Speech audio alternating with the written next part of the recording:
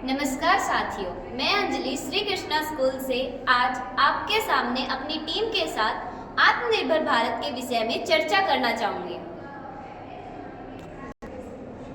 आज हम एक ऐसे समय में जी रहे हैं जहां भारत न केवल आगे बढ़ रहा है बल्कि दुनिया को एक नई दिशा दे रहा है। हमारा लक्ष्य स्पष्ट है, 2047 तक हमें अपने भारत को आत्मनिर्भर भारत बनाना है। उसके लिए हमें अपने भारत को विकसित भारत भी बनाना होगा। आत्मनिर्भर भारत का मतलब यह है कि हम अपने देश की ज़रूरतों को खुद पूरा करें, दूसरों पर निर्भर न रहें और साथ ही कुछ ऐसे सुझाव भी प्रस्तुत करें जिससे दुनिया को लाभ हो। पीछे अगर हम देखें तो 2020 के बाद भारत ने बहुत कुछ बदला है। आज जो चीज़ें हम बाहर से मंगवाते थे, आज वही चीज़ें हमारे भारत में बनती हैं।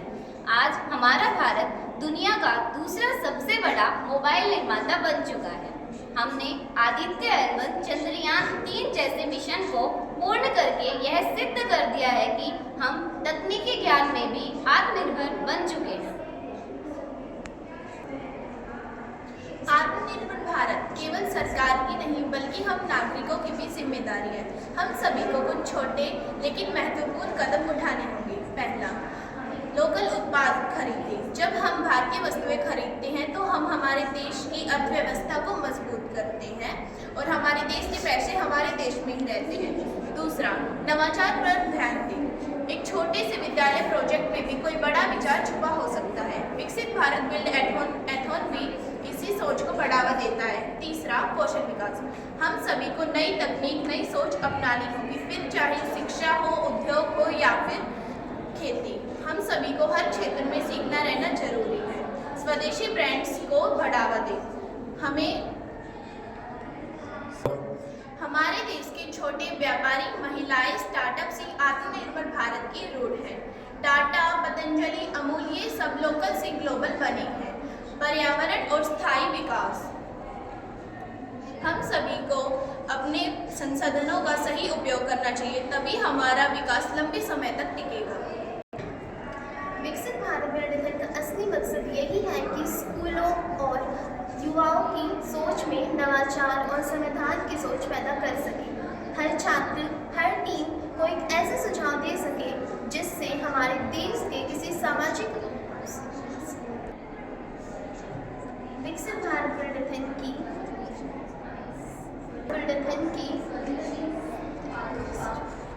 का असली मकसद यही है कि स्कूलों और युवाओं की सोच में नवाचार और संविधान की सोच पैदा हो।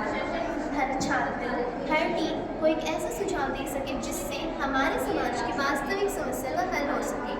हम सबको यह सोचना होगा कि हमारा विचार भारत को आत्मनिर्भर बना सकता है। क्या हमारा कोई एक प्रोजेक्ट किसी की जिंदगी को आसान बना सकता है? अगर हाँ, तो यही विकसित भारत की दिशा में हमारा पहला कदम है। मिलकर आज बदलाव ला सकते हैं जब हम अपनी आत्मनिर्भरता को अपनी आदत बना लेंगे। हर काम में मेड इन इंडिया और हर विचार में भी मैं भी कर सकता हूँ या मैं भी कर सकती हूँ की सोच रखेंगे।